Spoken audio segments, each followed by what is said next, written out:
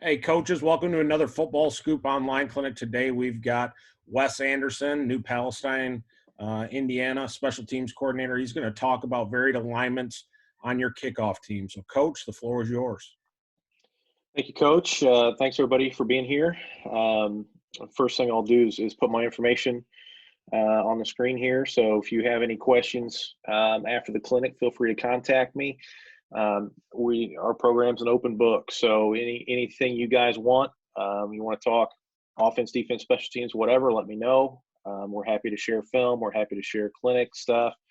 Anything you guys want or need, feel free to contact me either at the email there or the phone number, or follow me on Twitter, shoot me a Twitter DM, whatever. I'm pretty flexible. So, special teams coordinator, New Palestine High School, New Palestine, Indiana. Here's a little bit about us. We are in Class 5A in Indiana. There are 6 classes. Single A is the smallest, 6A is the biggest.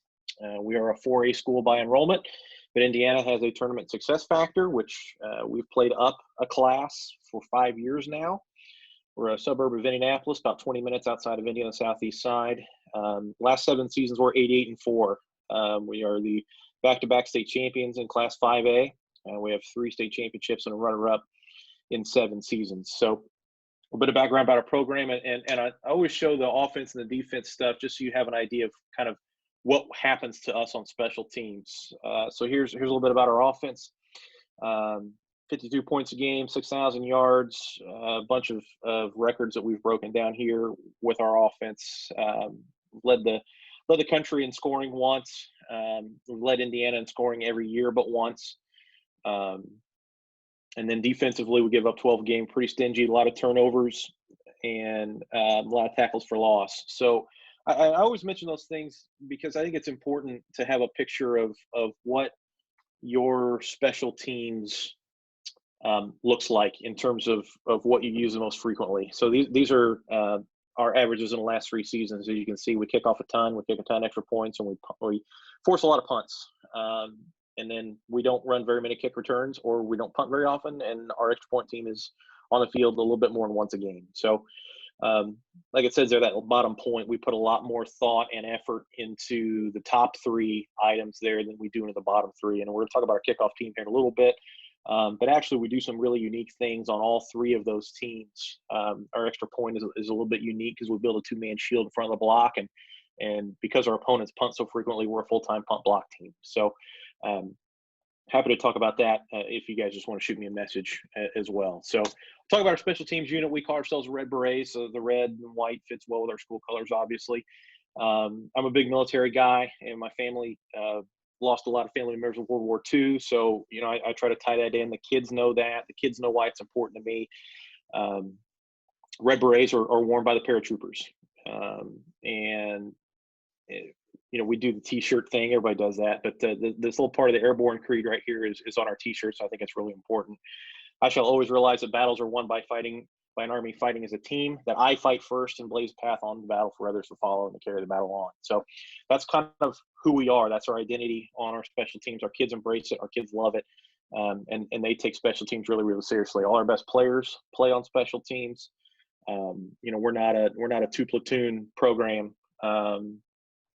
Our guys play both ways. They play special teams. They don't come off the field. So a little bit about kind of our special teams philosophy, and this is my philosophy statement. I realize it's a little bit long, but I think it's all really important. So a little bit of background about us. Our offense is up-tempo, no huddle, power spread to run, inside-outside zone is a majority of what we do, and we are attacking you with tempo.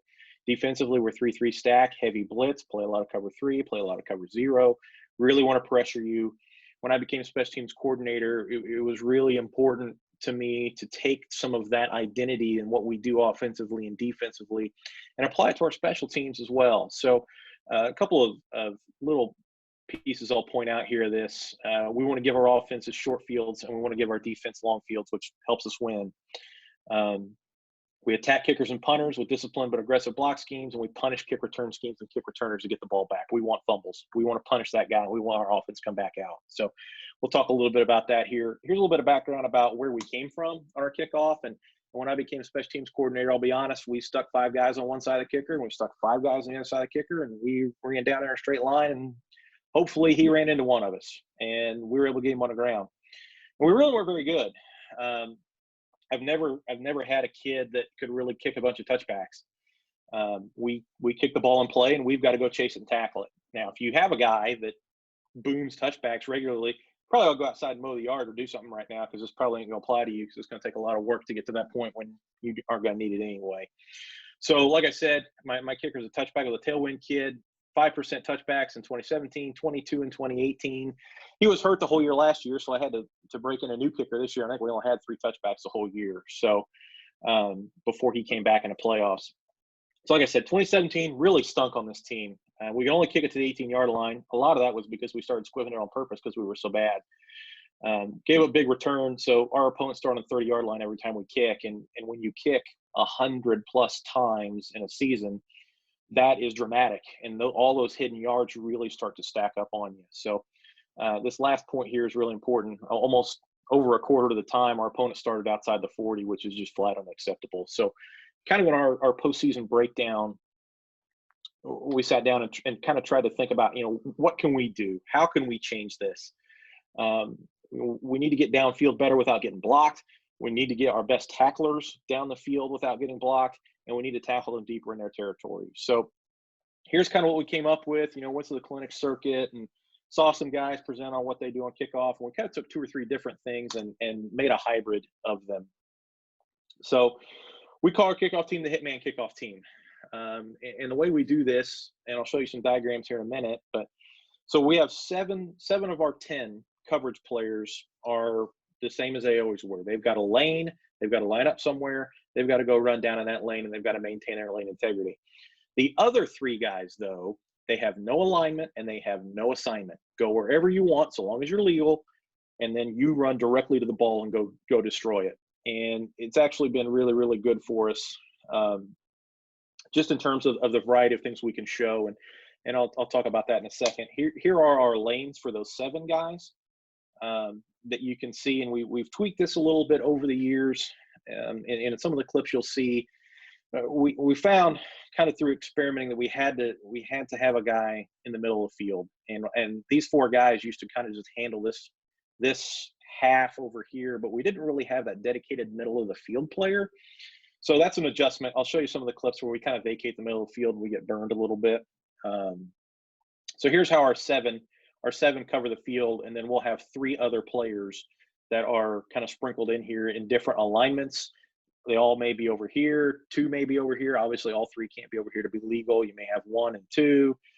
Any which way they want to do it, they have the freedom to do that. So I'll show you kind of some examples here of what we do. And the way we do this is those, what I call the normal 7. The normal 7 lineup with their back foot 4 yards deep, because I want this extra yard back here for these guys to be able to run around if they want. They don't have to line up back here. They can line up here, and you'll see some clips of that here in a minute. But I want them to have the freedom to explore that space. So here you see 4 over here, kind of lined up. That's our 4. There's 5, 6, and 7. And then here's one of our hitmen. Here's 2, and here's 3. Okay. So I'll show you kind of how this can vary from situation to situation. So this is literally the next kick in the same game, where now all 3 of us are over here together, and we've completely changed the entire surface and potentially changed the entire responsibilities for what your return team is going to do to block us. We've basically gone from a 5-and-5 look here now to, we're 4 and we're 6 here into the boundary. So that changes a lot for what you do, and some of the twisting and stunting and stuff that we can do, which I'll show you in a minute. But we can really start to confuse some of your returners, particularly up front, when those guys don't have a lot of time to react to the stimulus they're getting from how we move once this ball's kicked. And this particular kick is later in the clinic, and we'll talk about that a little bit here. Here's another example. We've got a little 2-man stack down here with one of our hitmen and this normal player here. And then we've got a little 3-man bunch down here as well. And then this one's also coming up in the clinic here, but here's a little 3-man stack where, we've basically got the guys that, if you count from 1 to 10, I know everybody does their count a little bit differently and how they name what these players are. We literally just count it 1 to 10 from left to right. So he's 1, he's 10. So we have 7, 8, 9 right here. And those 3 guys on this return team, they're responsible for 7, 8, 9, have a lot of information to sort out on who's going to block who. And part of this, honestly, is the confusion of the return team that's helped us get some more free runs to the ball. We'll talk about that here in just a second. Last one, and I like this one a lot against wedge, particularly against double wedge. This is actually a clip from a team that runs double wedge, where we've kind of got a little 4-man bunch here, and we're going to try to send all 3 of these guys basically right down the pipe to get to that wedge as quickly as possible. And this one's coming up in the clinic as well here. So before we start showing some clips here, I want to talk about how we teach this. Our hitmen are the best of the best we got. Most years, our middle linebacker is one, our best defensive back is one, and then the third guy is either another linebacker, potentially a tight end type kid. But they're all exceptional character kids or exceptional effort kids, and for the most part, they're our team captains, because those are the kids that we want leading us into battle. So, like I said, you need kids that are creative. I give them suggestions. You know, we meet on Monday and we go over the scouting report, and I'll show you some of the diagrams. You know, I literally give them the return drawn up, and here's what they're going to do. And we talk about it on Monday in the scouting report meeting. By Tuesday, when we come back out to door kickoff period, I expect them to have a plan. I want them to be the ones that make this decision, not me. And here at the end of the clinic, I'll talk about how we make some of those adjustments in the game, from kick to kick. But we take that practice time to start repping some of these ideas that we have, and either they're good or they're bad. And if they're bad, I'll better not see it on Friday. If they're good, then keep doing what you're doing. So our other 7 kids, it's like anybody else. You know, they're mostly varsity skill players, wide receivers, DBs, tight ends, and we might throw 1 or 2 really, really strong JV kids out there in a week-to-week situation. This is not our C team. Our kickoff team is not my 8th, 9th, and 10th linebacker. These are guys out here intending to make big plays, and that's our philosophy, and it's what we do. So, as far as the scheme itself goes, always got to have a plan. We know each week where we're going to kick it. My kid, the kicker that I've had the last 3 years, loved to put the ball in the middle, had a really nice repeatable draw, so we would put the ball in the middle and he would kick deep left. If I had a kid that could, you know, spread the ball around and you know, really kick it a lot of places, we'd probably move the ball around a little bit more than we do. You'll see in every one of these clips, the ball's in the middle. That's just where he likes to kick from, so I'm not going to force him to do something he doesn't want to do. This is really important. The next point here, hitmen need to know this return scheme. I have 2 hard, fast rules for this. 1, those hitmen, you cannot get blocked by a frontline player. Okay, you've got to get through that front line cleanly. 2, do not get double teamed. If you look on your diagram and 2 guys in the third line are going to come together and they're going to double team the player that's number 6, if you line up like 6 at number 6, you're a moron. Okay, don't do that. If you get double teamed, you're coming out. That absolutely cannot happen. So we've got to use our brains and not waste our best tackler getting double teamed by one of their guys. Third point here, avoid lining up in the same place twice. And we like to do that to create some additional confusion among that return team. There are times where you know, we get a free run right down the middle of the field and you see our kid go right back there again and make an adjustment. That's not a hard, fast rule, but I tell them that I would really like them to avoid that unless you know you're going to get a free run right down to the ball carrier. So like I said, spend our practice time during the week doing this stuff. You know, I usually get together with our 3 hitmen in pre-practice on Tuesday before kickoff period, and we kind of have a short conversation about some of the things that they think they want to do, you know, the personnel that's out there, who we definitely want to avoid. Some of that comes up in the scouting report meeting as well. So when we get to our reps on Tuesday, we usually do about 7 or 8 kickoff reps on Tuesday and 7 or 8 during our walkthrough on Thursday. I want to have all that stuff hammered out by the time we get to the end of Thursday and we have a really good idea what we need to do on Friday night. So contain. I showed those lanes earlier, the players, the normal 7, quote unquote, those inside 3, numbers 3, 4, and 5, are pretty much always responsible for the ball. This is especially true in a wedge return. We'll also do that a little bit in a man return. So 3, 4, 5, those inside 3 in the normal 7, plus the 3 hitmen, are pretty much responsible for the ball. Those two outside guys on each side are more contained. You'll see them hard knife occasionally and make tackles situationally when we know what the return is and we know there's not really a threat of a cutback or anything like that. But general rules, those are our contained rules to make sure we don't get outside of us. And really important here too, because when you start to install this, and one of the struggles that we fought was those other 7 guys really wanted to play by the hitman rules, and you would see them just vacate a lane and go take off somewhere. So we've had to really work with those 7 guys. Like, look, this is your job. This is your lane. This is what you have to do. Let those other 3 guys get free and make tackles. The more they get free, the more focus goes on them, and then the more free runs we get from those other 7 stationary guys that have lanes. So a little bit of our data here. Like I said, 2017, we really weren't very good. You've seen this data already, but here's what we've done in the last 2 seasons since we've put it in. We've pushed them back into their territory about another 7 or 8 yards, given the season, and really reduce this number of possessions outside the 40, and that's been the biggest piece. Our goal for this is the 20. The average starting field position of the 20 or better. I would love to get inside the 20. That's just hard to do.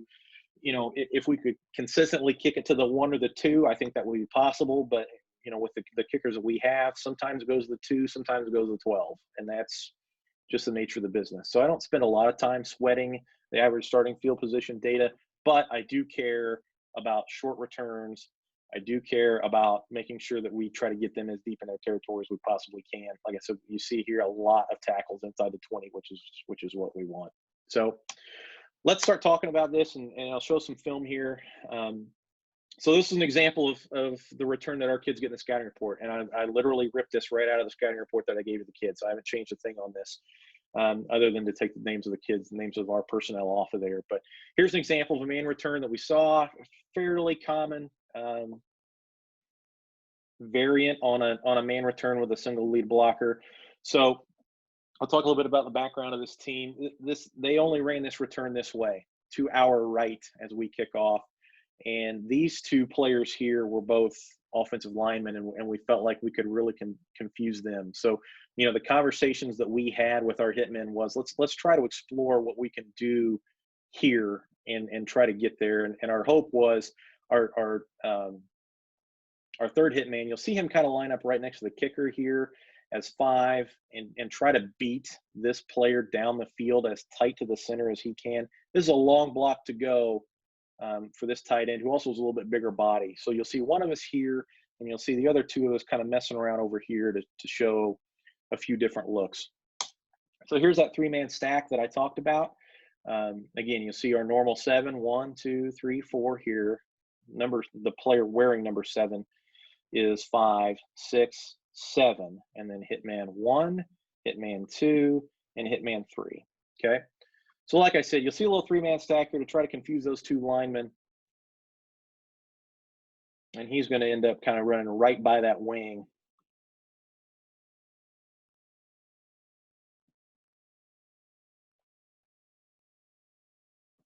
Now we get a drop there, which obviously impedes the field position, but you still kind of get the premise here of what we're looking at.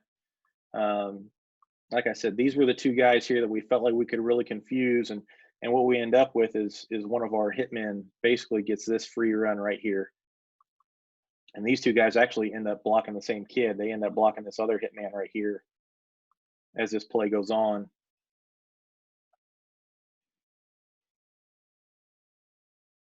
Or the guy next to him, and the other hitman actually gets a free run right there. So same game.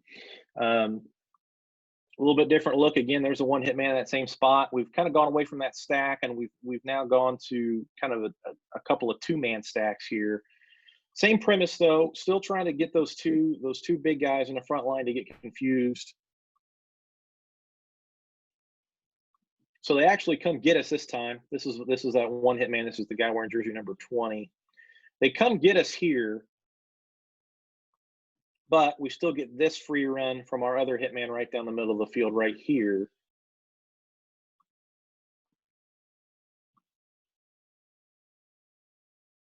I tackled the 16-yard line. We have a tight shot of a couple of these. Our end zone camera is really inconsistent, so every once in a while a tight shot will pop up here. So let me go back. You see one hitman here. Here comes our second one. And then here's our third one here.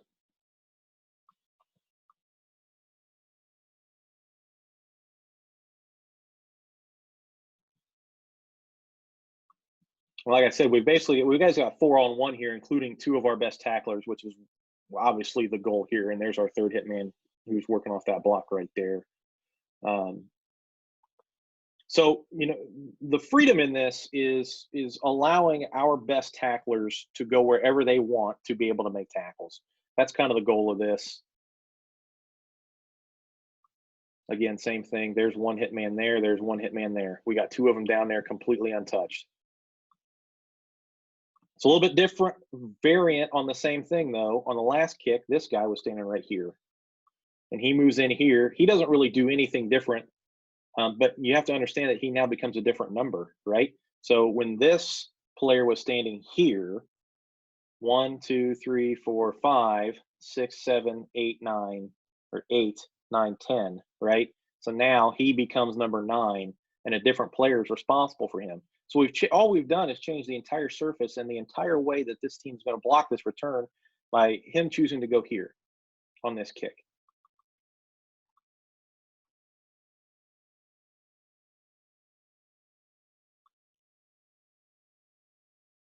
We kind of get spun around there up front. Again, a player wearing jersey number 9 kind of gets right down the middle of the field freely, and we make a tackle at the 11-yard line. So here's the tight of that.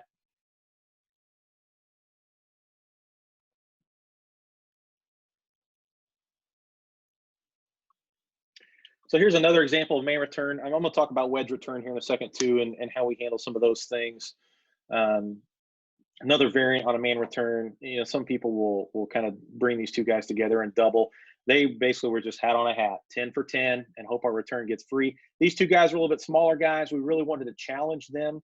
So you'll see number 20, the guy who made all those tackles in the last tape, you'll see him kind of in here tight around the kicker, trying to get downfield and try to challenge one of these guys to make sure that he wants to make them block him, basically, and not make some of these big tight bodies up front here.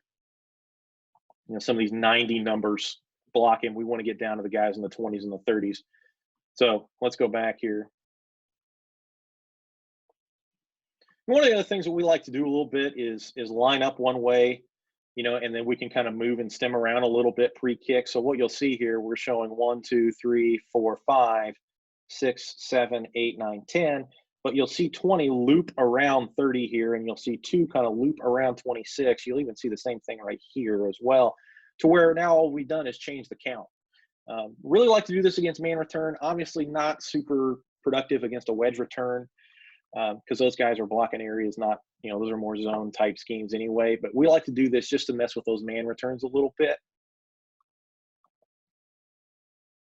Like I said, here we come, right down the middle of the field. 1, 2, I was right there.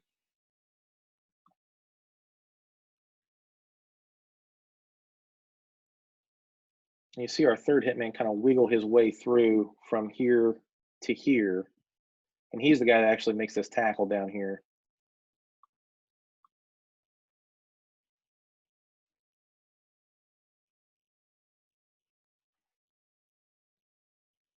Avoids a block and is able to get through there cleanly and tackle the 17-yard line. Here's a tight on that.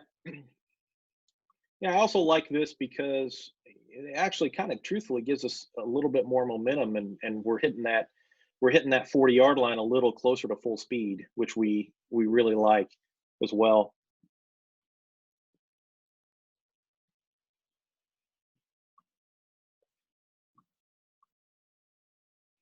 Same thing. We're now over here on this side. Here's one going to do this, and then this is number 20 here, jersey number 20, that's going to kind of loop in here from 10 to become 9.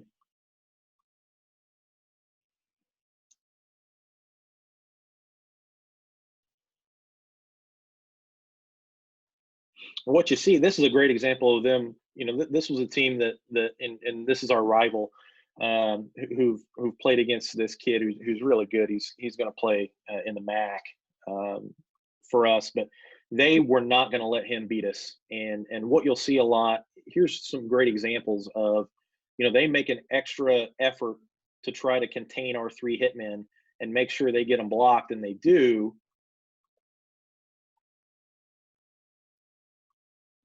We're blocked here.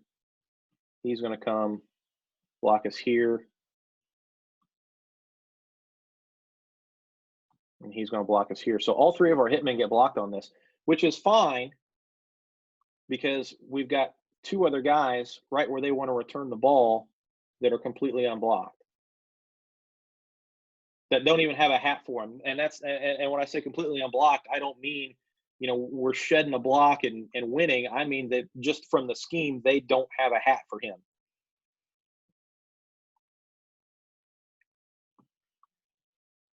Okay, so let's talk about wedge return here. Single wedge, this is, again, a variant. Some people will do something a little bit different with this player over here, where they'll block this and he'll block down instead, but this is how this team did it. So obviously for us, this is kind of the area that we want to attack here. This area here, and then this area here where number 2 and number 3 are completely unblocked. So again, we want to force them into blocking the people that we don't want them to block. So here you see us, here's one here, here's one here, and then like we talked about, he's going to block 10. This last guy on the front line is going to block 10, which is a hitman right now, but what you'll see after this snap is him fold in like this to become number 9.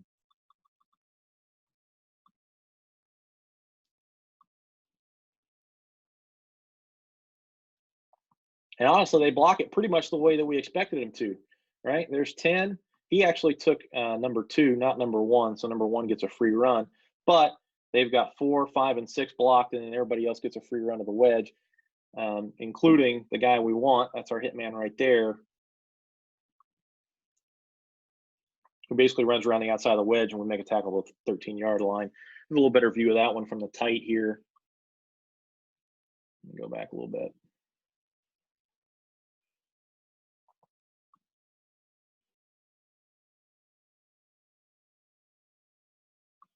We've basically got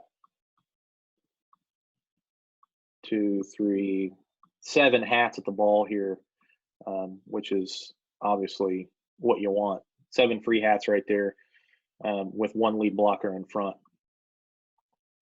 Same game. Here you see us kind of come together a little bit of a bunch. Like I said, we like to do that against some of the single wedge teams and make those frontline guys have to make some difficult decisions here.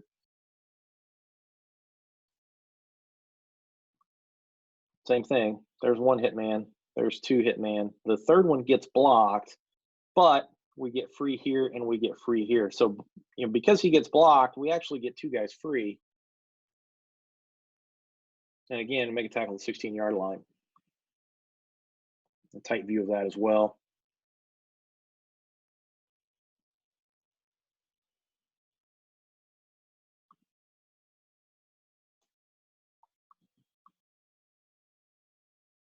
Don't have the start of this.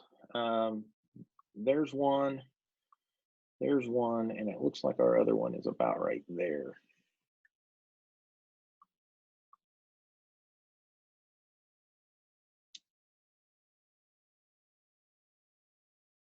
And we kind of close that. This isn't a remarkable play in terms of us run down completely free and make a decleater here, but we do get basically 5 hats to a 4-man wedge,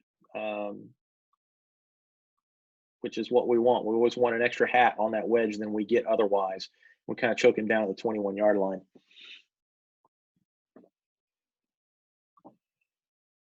There's one. There's one. I was wrong. He's right here.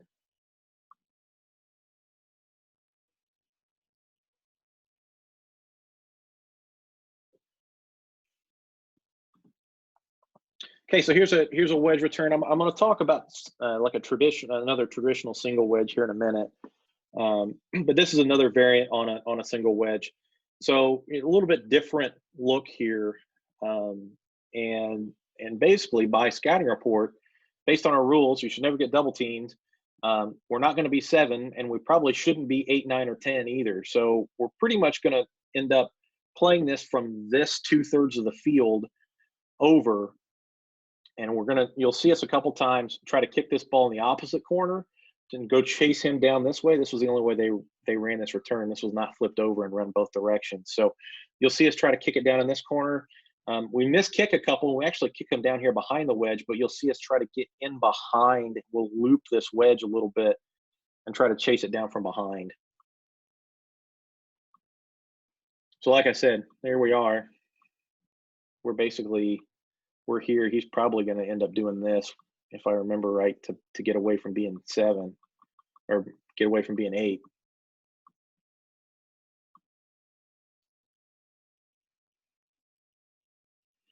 See, again, kick down in the opposite corner because they want to return this ball this way.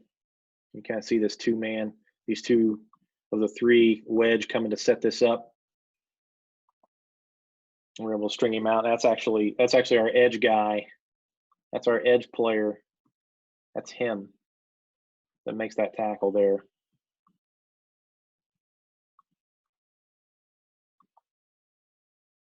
But that's a lot of white helmets and red jerseys running to the ball here cleanly, including, there's one of our hitmen right there.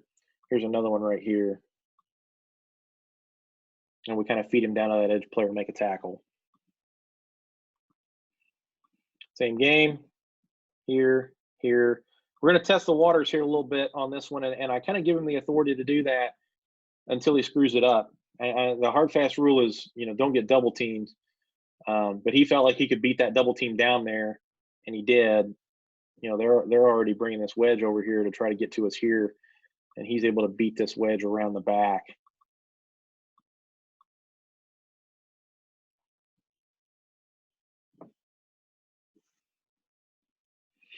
So like I said, we have hard, fast rules, but sometimes our players go, look, coach, I can win that. Okay, all right, I'm gonna let my kids go play.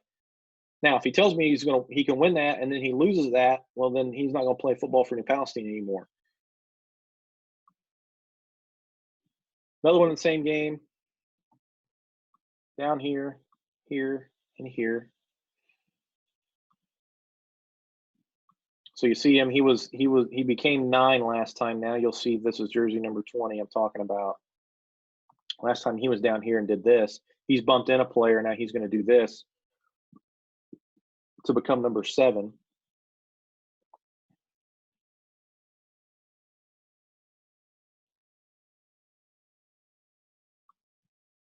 So, and this was something that he actually pointed out to us. So they were struggling so much with their wedge that they made a substitution. This is an offensive lineman. This is a guy wearing 54. And he said, Coach, I want to run right at that 54 kid, and I want to make him block me. I said, okay. And he did, and he beat him. And again, make a tackle at the 19-yard line. So that's where the feedback part of this is huge, which I'll talk a little bit about here in just a second. Like I said, they felt the need to get a little more beef in here in this wedge. Here's 54 right here. We're able to kind of put a little move on. And those are things that we work in pre-practice. We work some evasion drills, just like everybody does that runs kickoff team.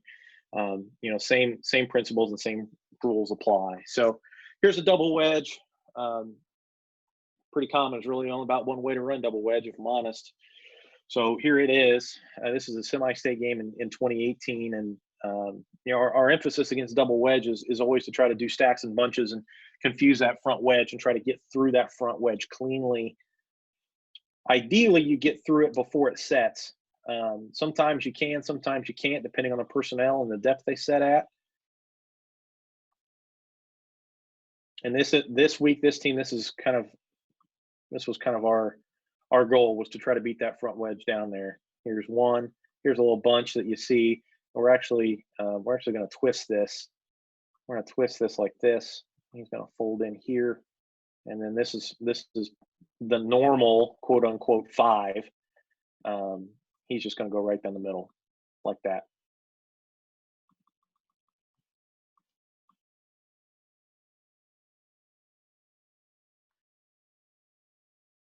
So right here, we've beat the wedge here. we're going to beat the wedge out here as well. And now we're to the second wedge. And like I said before, our goal is always to get one more to the wedge than they have. They have 5 here. We want to get 6 to it if we can. And we have 1, 2, 3, 4, 5. And these two guys are, like I said, these two guys are contained on this edge of the wedge. They should never go in here and penetrate that wedge internally. If anything, they're free to go outside this wedge here. But if you go in here like this, you're killing us. Okay, so we have contain here. He has contain. And then this is actually our other contain player here that's getting blocked in this particular instance.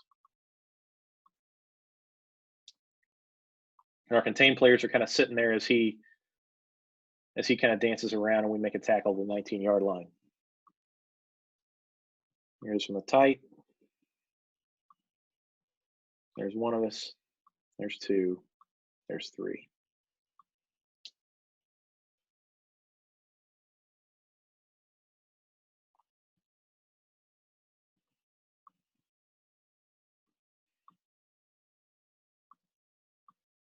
Same game. There's one of us right here. There's one of us right here and one right here.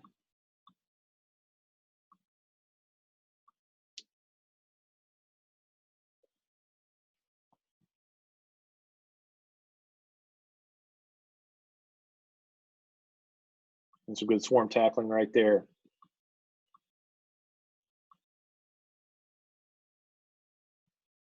Again, trying to get down there as quickly as we can to get through the front wedge before they have a chance to get to us, which we do. So we get 2 of our hitmen free through to the second wedge.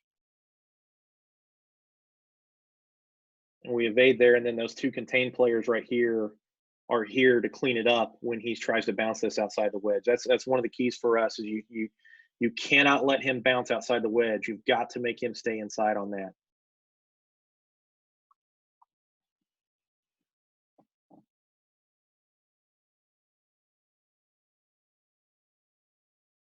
Okay, so last thing I want to talk about here in terms of good stuff, I'm going to show you some of the bad stuff too, because it happens to us. We're not perfect. But I want to talk a little bit. This is a kick return that we faced in the state championship game this most recent season, 2019. Just your base single wedge return like I talked about. But what I want to talk about here is kind of how these adjustments get made from kick to kick. So what I've done is I've pulled every kickoff in the game, and we're going to kind of walk through all of them in order and talk a little bit about what our kids say, the feedback they give us, and how those conversations happen. So I'll tell you up front right now, the kid here, this left guard, is a really good player, defensive end for them. He's going to play in the Big Ten. We knew he was going to be a problem. We were probably going to lose whoever drew him. So obviously our hitmen wanted to stay away from him, and they didn't want to be number 5. Other than that, we felt pretty good about where we were at. So we come out here, and our personnel's a little bit different because this is from the end of the season. There's one hitman there. There's one hitman there, and here's the third one down here. So you're going to see him come in and represent as number 4 on this, which is not 5.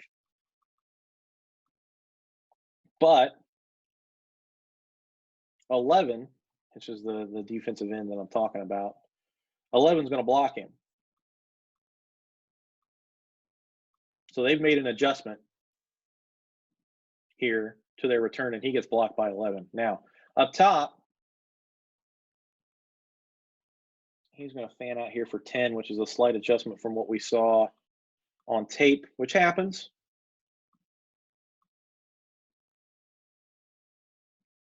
So our one hit man gets a free run here. We also get a free run right here from the player that's technically number 6 by the count. He's number 5 in terms of the normal 7. The guys with the 7 that have those normal rules. So he gets a free run right down the middle. We're able to spill this a little bit. Our contain is not great, but we're able to make a tackle point for yard line. So how this goes is so this particular hitman here is our JV middle linebacker, really exceptional effort kid. So he comes off and he goes, "Coach, 11 blocked me, man. You know, I lined up as 4. He was supposed to block. He was supposed to block Clevenger, which is this player right here. He didn't block him. He blocked me instead." And I said, "Okay, all right." So the next time we score and we come back, we start having those conversations. And one of the things I really like to do, and we're a little bit blessed in this instance of playing a state championship game, because you get those long TV timeouts. I have a longer opportunity to talk to these kids. But, I kind of want to go through and go, listen, who blocked you, and kind of get a full picture of the return here, because I've got the time to do that, and then let those kids make the adjustments off that. So 81 here goes, well, nobody blocked me, and I ran right down the middle of the field. Okay, great. So 20, who was over here before, says, I'm going to go in here now and try to get that free run. And the 9 kid that got blocked by 11 said, I'm going to go to the other side. I just want to stay away from him. I don't want to be anywhere near him. Okay, fine. Let's go do it. So you see all 3 of our hitmen kind of there together on this one. I think this one's going to be a touchback, but now, based on that feedback we got, there's our best tackler running right down the chute, right into this wedge, completely unblocked. And like I said, this is a touchback, but we basically, there's our other, no, I'm sorry, that's the wrong guy. There's our other hitman right there, and our third one's getting blocked. But we get 2 hitmen free through to that wedge. So that worked well. Come back, kick number 3. Again, we're all over here together again. He's going to go back.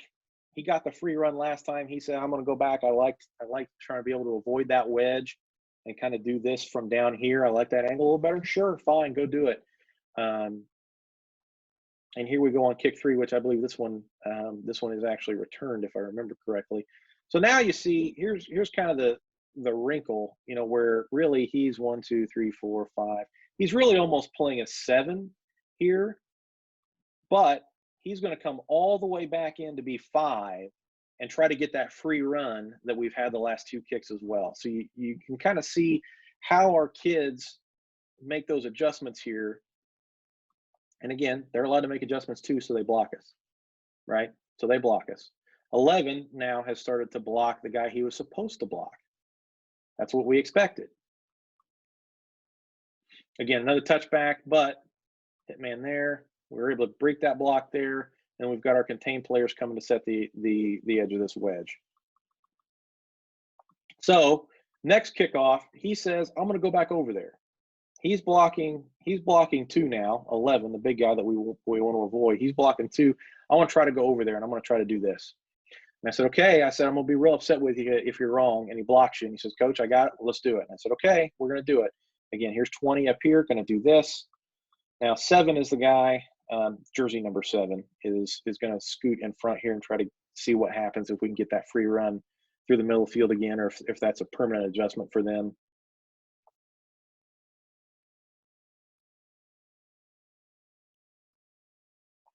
So because we go back, 11 does what we think he's going to do. And he blocks one of the normal 7, quote unquote. And now here's our free run right here. And again, we're able to defeat this block here. There's one. There's our second hitman coming in late, but this is the one we want to watch right here.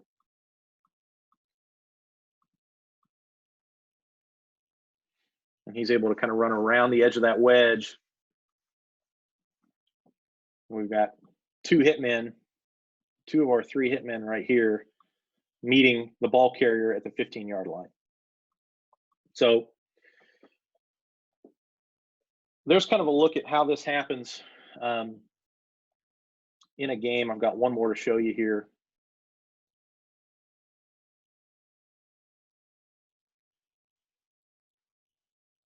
I kind of squirt one on us here a little bit. But again, now we're taking advantage, and actually they changed the return again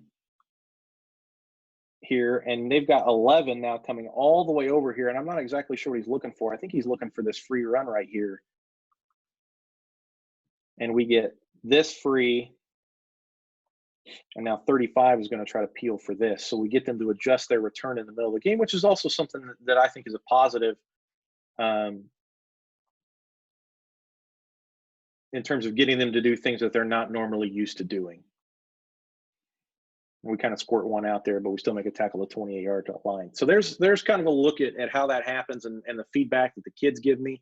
One of my favorite shots is from the state championship game of 2018 when we're getting ready to kick off, and there's a shot coming out of commercial break, and I'm standing there with our 11 kids, and they're all talking. They're all talking to each other, and I'm going to do this. I'm going here. I'm moving here. You stand in front of me. Let's make a little bunch here. And I'm just standing there. I'm not saying anything. And I'm just listening to all this stuff. So our kids have taken ownership of it, which I think is really possible. Is really positive. So here's a couple of observations. I'm going to show you a couple of negative clips here of things that really haven't gone very well for us, just so you have that information. I think it's really hard to run man return against this look because you're going to have guys running all over the field. A, you're going to have guys running all over the middle field. And two, we might change the number assignment for as many as 7 players, depending on how much our hitmen move before the kick. Okay. Here's our numbers, man blocking teams under 9 yards.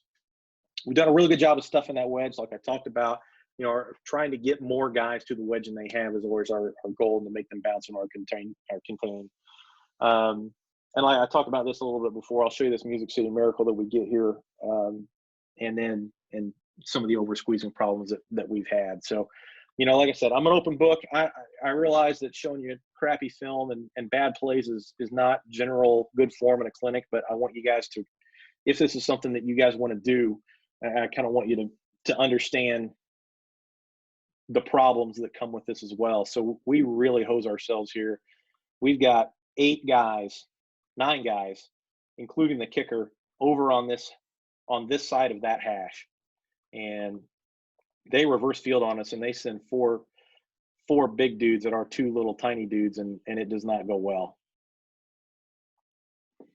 So again, where we should be here, and I get we kicked it in the opposite corner, and there's some squeezing that should happen, but really truthfully, we should be here.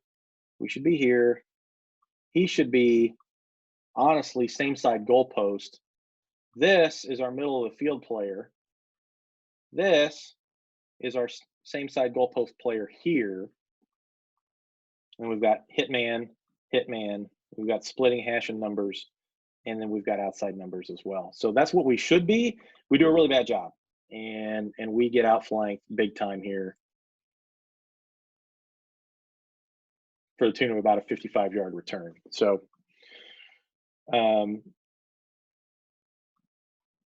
here's another one, I believe. Yeah, same thing. We kind of get a reverse field here.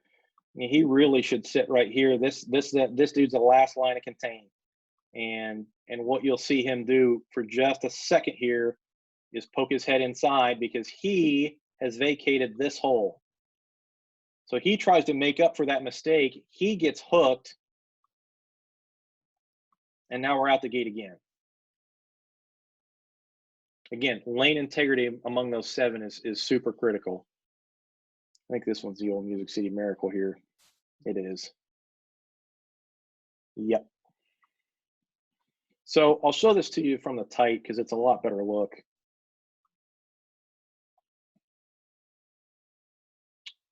And a couple of the guys that kill us, this dude right here does. In this iteration, he should be same side hash. Okay, this is before we changed our rules, so he should be same side hash. Watch where he goes.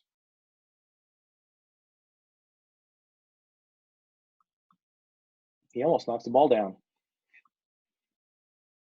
There's my same side. There's my player that should be on the right hash right there. So they complete this pass.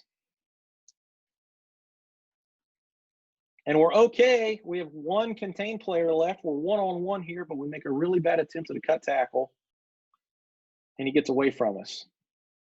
Yeah, I could have lived with that at the 25-yard line. That wouldn't have been the end of the world necessarily, but our kicker has to come in and make a tackle, which is never what you want. So that's pretty much it, guys. I'll throw my information back up here for just a second, so you guys can take that down if you have questions. Like I said, we're an open book program, and anything you guys want to talk about, special teams, offense, defense, culture, weight room, whatever. We've been really successful. I think we've got a really good recipe for what works. So get a hold of me, and we'd love to talk ball with you guys. So Coach Samuels, that's it. Awesome, Wes. I got a couple questions for you. Sure. Just off the top of your head, a few quick, observations for teams looking to beat you. Now that you've done this for a few years now, what are teams doing as their kind of answer on kick return that you've noticed? Honestly, I think the main thing that's happened is we've seen more wedge returns, and coaches trying to simplify stuff way down. Even teams that don't normally run wedge return will run a wedge against us. Wedge is probably the most prevalent thing we see in Indiana anyway. But we've seen almost no man returns anymore, and we've actually been really really good against wedge returns. For the most part, honestly, I don't know that there are a lot of good answers to this. I think one of them is if you want to run a man return, you've got to put your best three players on my best three players and hope that you win. Sometimes that may happen, sometimes it may not. And if it doesn't happen, then you're buried. And those are some of the clips that you see of us tackling guys at the 12-yard line or the 14-yard line. Our defense, which is really, really strong from there, then, you've got to go 86 yards on us, and it's probably not going to happen. Yeah. So, and you kind of answered this a little bit, but so really, you go into a game, and there's really no limit to the number of variations that you can have because it's kind of kid driven and adjustment driven. So that was one of my questions: is how many options do you roll into a game with? But there's really endless possibilities. Infinity, honestly. And there's stuff that there's stuff that our kids want to do that just stinks. I mean, they're kids. You know what I mean? And I want them to have ideas, and I want them to come to practice with ideas. And even in the huddle in the second quarter on Friday night, we just scored a touchdown, and I want a kid to speak up and go, "Coach, I think this is going to work. Let me go do it." Okay, yeah, go let it rip. The other part of that too, and I didn't mention this in the clinic, but one of the reasons that we do this, we're not a two platoon team. None of our kids are two platoon. Our quarterbacks play defense, so our kids have to learn a bunch of stuff. They've got to know every offensive concept. Our linemen have to know every offensive blocking scheme. They got to know every stunt, every twist, every blitz on defense. Our linebackers are running backs. They've got to know all the plays.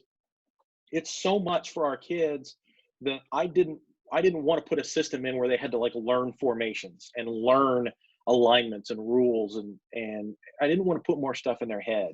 What I wanted them to do was to be able to go out and play fast and play free and be able to just read and react to what was happening to them, and make it less structured and less studying and less preparation work and assignment work and stuff like that. This is super easy for our kids.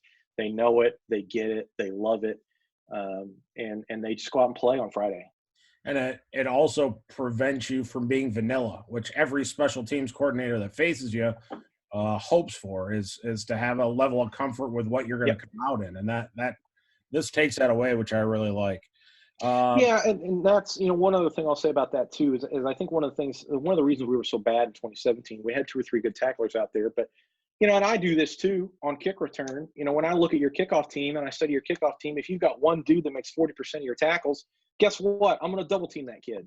I'm not going to let that kid tackle me. And I think some of that with us being static and 5 on the left, 5 on the right, just run down there straight, I think that really killed us. So I think in being able to move some of that around, and you not guaranteeing even which half of the field my 3 best tacklers are on from kick to kick, there's just not a good way for you to account for those kids and for you to assign somebody to that kid unless you're literally going to crisscross the whole field to try to chase us. Mm-hmm. Logistically, how are you handling those adjustments with two-way guys? Are you using that time before you go out on the field for kickoff to talk about some stuff for 10 seconds, or yeah, it's real quick. It's real quick, and that's, I'll be honest, that's one of the reasons that I like to use 2 or 3 of those JV guys out there, because I can talk to those kids. When they come off the field after kickoff and our defense goes out and they're not on the field, I have a chance to actually get some feedback. Because when we go score a touchdown, most of those kids that are on my kickoff team are also on the extra point team. So I don't even get them then. I literally meet them at the edge of the coaching box, and we talk they know, the kids that the kids that aren't on the field know to meet me at the one end of the coaching box where we're kicking the extra point. And the 11 of us all walk down together to go to the other side. And I have that entire time to talk to them as we make that trek from basically the 20 where we kick the extra point to the 40 where we're going to kick off. And we can kind of have some of those brief conversations. I'll be honest, a lot of that stuff is just the kids are figuring out on their own.